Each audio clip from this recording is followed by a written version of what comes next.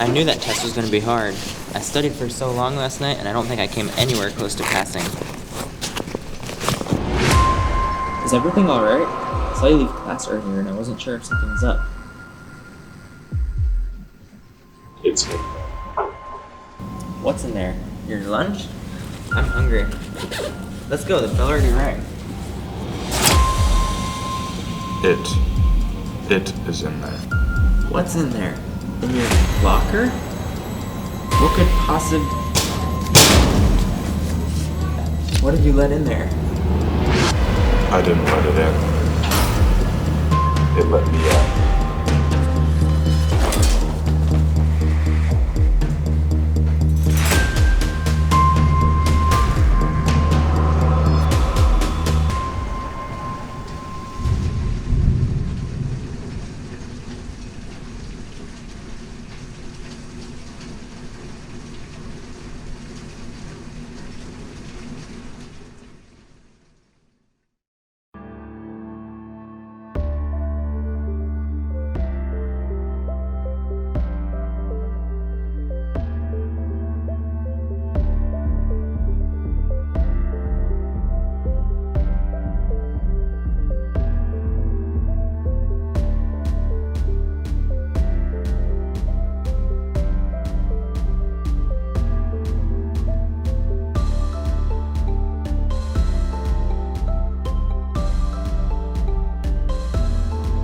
Hi, I'm Giselle. And I'm Jackie. And welcome to the Transcript. This week, the Transcript reviews Westfield State University and hosts a twin game show. Culture Shock looks into the Bow Bow Bash.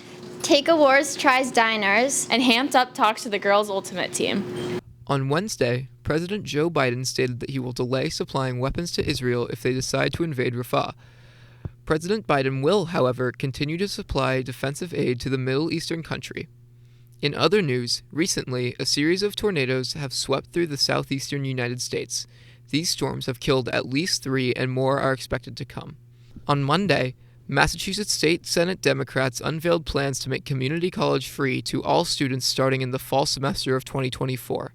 The plan would utilize the surplus of money that the Massachusetts government collected in taxes in April. I'm Michael Torno, and thanks for watching. Welcome to Campus Review. As the year approaches its end, upperclassmen in high school look at colleges. This segment reviews college campuses in the area, taking into account the mental and social effects campus has on students' well-being. This week, our focus is Westfield State University. Westfield was founded in 1893 by Horace Mann. It dedicates itself to being affordable and supportive to all its students. The campus is maintained very well. I see someone outside every day raking or mowing the lawn or just honestly picking up trash and making sure our campus is beautiful. The roads are maintained well and the sidewalks are nice and clean. We have a great maintenance staff and they work super hard and we're super appreciative for them. They could use some filling of potholes, but other than that, no complaints. There's some things that I love about Westfield and how it's maintained, and then there's other things that you're not going to love, but I feel like that's the same thing with any other campus. If I had to change campus and if I had complete control, I would make more fun outdoor activities. I would put out more chairs on the green. I probably wouldn't change a thing. I love it. Honestly, more plants. I don't think we have a lot of trees and stuff, but I want more flowers, more pots of flowers and stuff like that. Definitely listen to the students more, or as much more as possible, and making changes that they want to make. I love being on campus. I would rank school's campus probably an 8 out of 10. There's definitely some improvements that could be made, but I honestly really love living here. I would give it a 8 because I think there's always fun things to do around here. It's gorgeous when it's springtime with all the flowers. I would rate the campus a 10 out of 10 because it's small and it's homey and you know everybody on campus. I would rate the campus a 10 out of 10 because it's such a beautiful community here. Everyone is so encouraging and supportive. So I would rate it 7 out of 10. Depends on what you're looking for. A bit of a smaller campus, it's kind of in between, but it's also not super small. It's a good balance. Without a good campus, you aren't really that social, and personally, I think being social is a very important aspect of college. Freshman year, I lived at home, and then I moved onto campus, and I like the environment of campus. I think it really adds to like the whole college experience, but it also adds to meeting new people. I picked Westfield State because I loved the environment that it brought, and I didn't have to drive around all the time to go to different places. If you have a nice campus where people feel comfortable on, then the whole environment's better, whether it be physically or mentally. Having a nice campus plays a role in college life, but it's not the end-all be-all at the end of the day. I toured UMass Amherst, and the campus itself was way too big for me and overwhelming. But Westfield, I just felt like it was the perfect size. Thank you for watching. See you soon. Hello, welcome to the game show. I'm your host, Maya, and today we have 4 special guests who are ready to compete to see who's the best duo. On my left side, we have Chloe and Addison, and on my right side, we have Jane and Ryan. These 4 will compete in a blindfold race, and one twin will have to direct the other through a series of challenges. Touching a cone will deduct 1 point, but if you go out of your way to get a flag, you can gain those points back. Addison, take 6 steps forward. 2, 3, 4, 5, 6. Stop! Turn to the right. Okay, now keep walking straight until I tell you to stop. Keep going. Going, stop. Now turn around, like do a 180, turn around. Now bend down and pick up the towel. Yep, yeah. Okay, stop, okay? Because there's a cone right in front of you. So what you want to do, go back. Oh, actually, you can just turn around. Yep, now we're done. Yay. Turn, like, your body to the right. Yeah. Okay, now stop. Now turn your body to the right. The flag is on, like, way on the left, so you have to start your hands really far away. Okay, so, no, not there. Squat down and reach out your hand, but don't go to the right too much. What? Just keep going forward. What do you mean? Reach out your hand forward. I think you squatted a little too soon. You told me to. I don't think Yeah. Put your hand in your hand. Wait, here it is. Yeah, there it is. Okay. To end, just turn yourself to the left and then walk forward. There's nothing there. Yay. Well, we have a tie. Now we have to do a tiebreaker. So we're gonna make the field smaller, and we're gonna have the cones closer together and only one flag, and whoever gets the flag and passes the line first wins. Over. Dean, start walking. Oh my God. Over. Okay, stop. Go forward. Walk faster. Stop. Walk faster. No, Walk faster. Walk faster. Okay, stop. No, in front of you, right in front of you. Walk faster. Okay, Addison, go. Get it. Go. Okay, now move Okay, over they got the back flag. to the right. Move over back to the right. Move back to the right. Okay, now keep going forward. Keep going forward. Keep Okay, going just forward. keep going. It doesn't even matter. Just keep walking. Wait, our winners are Addison and Chloe.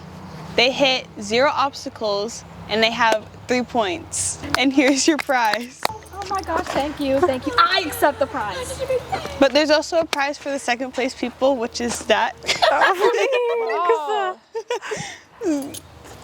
Yeah.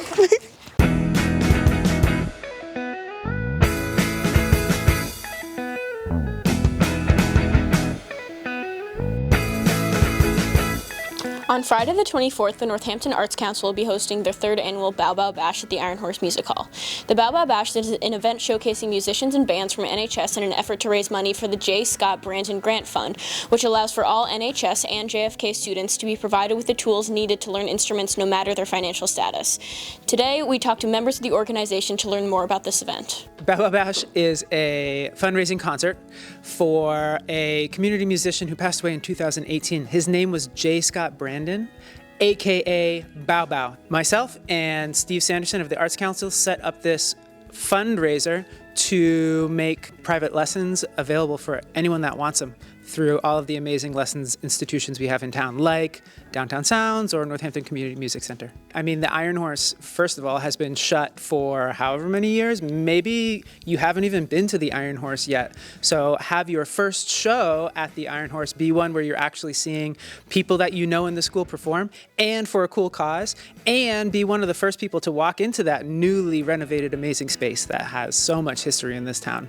And then secondly, just the music is awesome. It's a great time, and it's you can see music that your peers have made and put together outside of school, out in the real world. So it's a super fun time, and I'm really excited to go.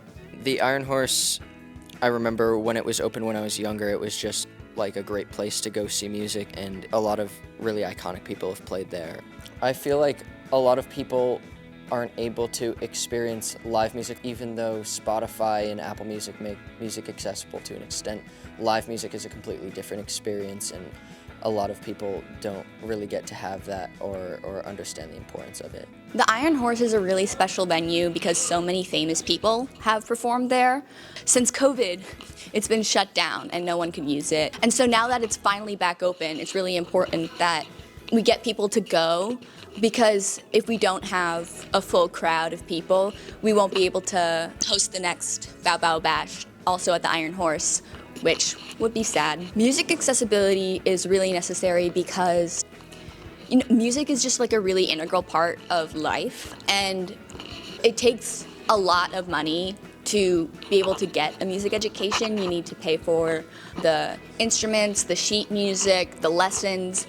All of it's just blocked behind a wall that some people can't get past. So having the J. Scott Brandon fundraiser can bring some people over that wall. Why should they come? It's a bash. I think it'll just be fun. It's fun and we're cool. Tickets will be $5 for students and $20 for adults and are currently available for purchase at the Northampton Arts Council website. Thanks for watching, and be sure to attend the event to support musical learning at NHS.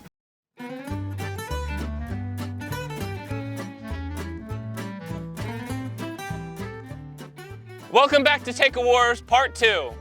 We are now going to finish reviewing Blue Bonnet and East Hampton Diner. We have lined up for us the blueberry pancake and the home fries. Let's start with the home fries. Presentation-wise for Blue Bonnet, they are chopped up a little smaller. These look fire. They look seasoned. Let's dig in. They're cold. They're really cold. I'm gonna give that a 4. Honestly, I enjoyed the flavor. They just were cold. 5 out of 10. I'll give them a 6. Now we are on to East Hampton Diner. We have their home fries that look like they put potatoes and onions in a blender. That's probably exactly what happened. Well, I don't know how much I trust their individually packaged things anymore.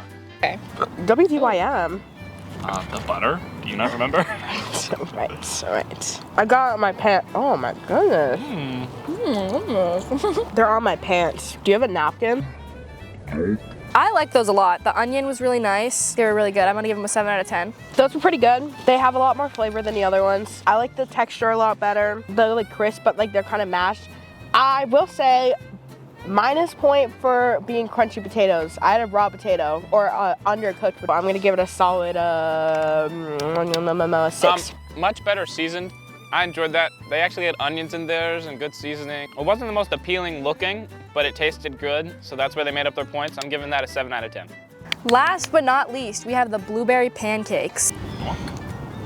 You're a dunker. Blueberries were good. They're fresh. You can tell, unless they're not and they're pranking me. As a pancake hater, as a pancake non-enjoyer, this was pretty fire. I give it a 8 out of 10. I'm gonna also give them an 8 out of 10. I'm gonna go 7.5 out of 10. Yay! Now we are on to the East Hampton Blueberry Pancake from East Hampton Diner. Here you go. Thanks! Yes. These are very blue. Dry test. Sorry. -points for non-equal distribution of blueberries. Distribution. You're being really harsh. I don't really like their blueberries because they look like they've been soaked in some kind of syrup. They look like this. Perfect. I give this pancake 6 out of 10. Oh, okay. Yeah, your turn. Yeah. Can I go now? Men first, you know? Go ahead. You gotta keep that in. Interesting take. I have been picking apart this pancake for the past like 5 minutes because it's so mid and I don't want to eat it. This is a 3 out of 10. It was not as good as the other one. I'd give it a 5. Thank you for watching Take Wars. We will see you next week again. We'll see you soon. Hope you enjoyed. Oh, Blue Bonnet wins. East Hampton. Oh, Blue Bonnet on top.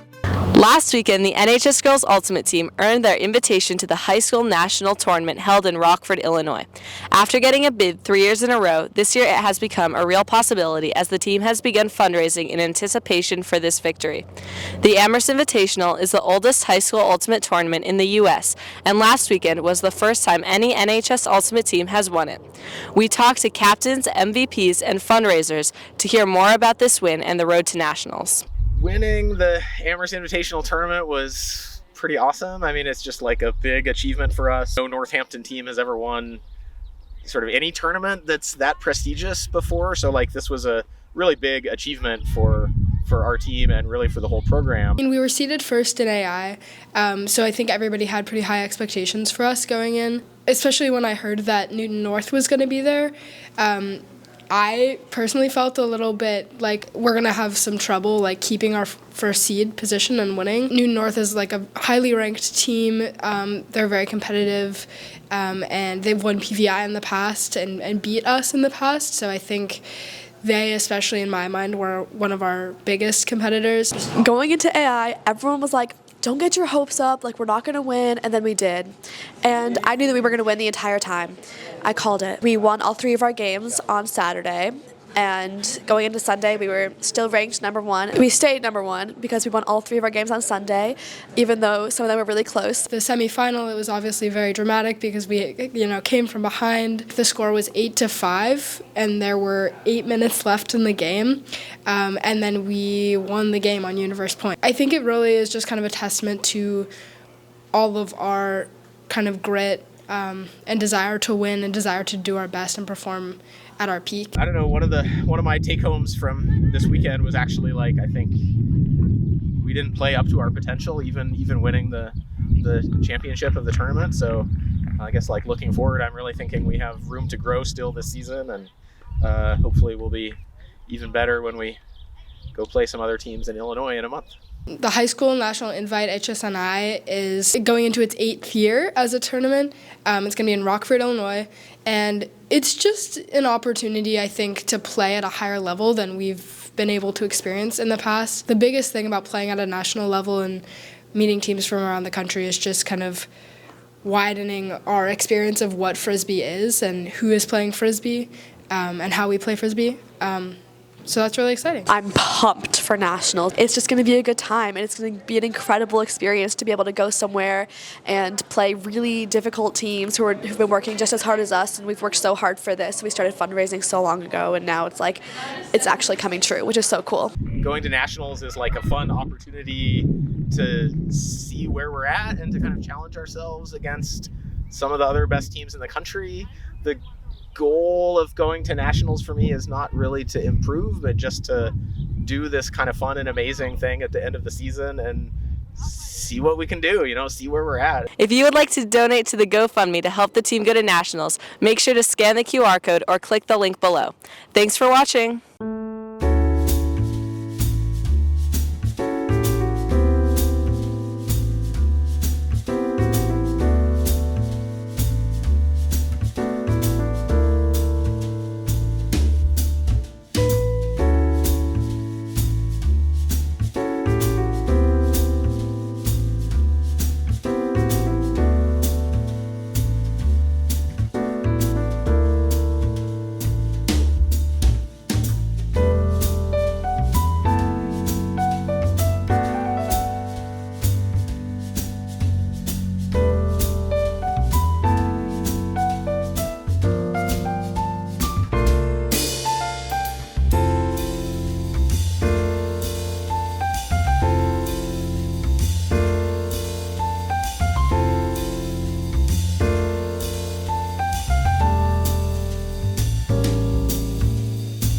You may have seen our photo voice exhibit in the library, Nothing About Us Without Us. It is a research project on our health and our demands for change. Outdoor Flex and the Youth Health Speaker Series are responsible for these demands.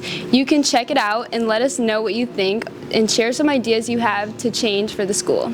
If you're interested in learning more about us, we meet Mondays during Flex in the library media room.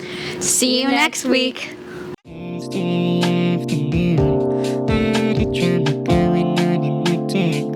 We're talking about the transcript. You're talking about the transcript.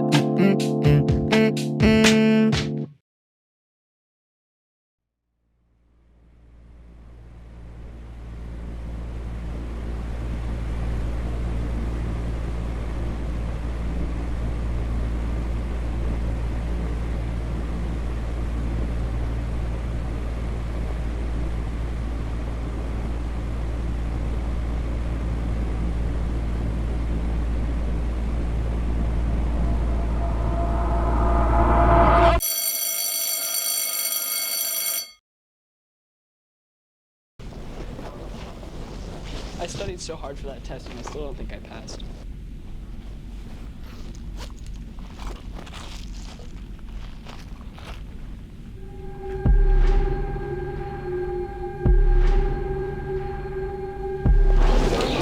Are you okay? I saw you leave class early.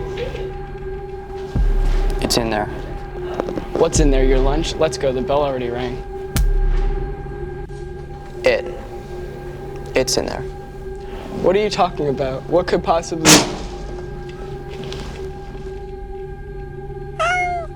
What was that? What did you let in there? I didn't let it in. It let me out.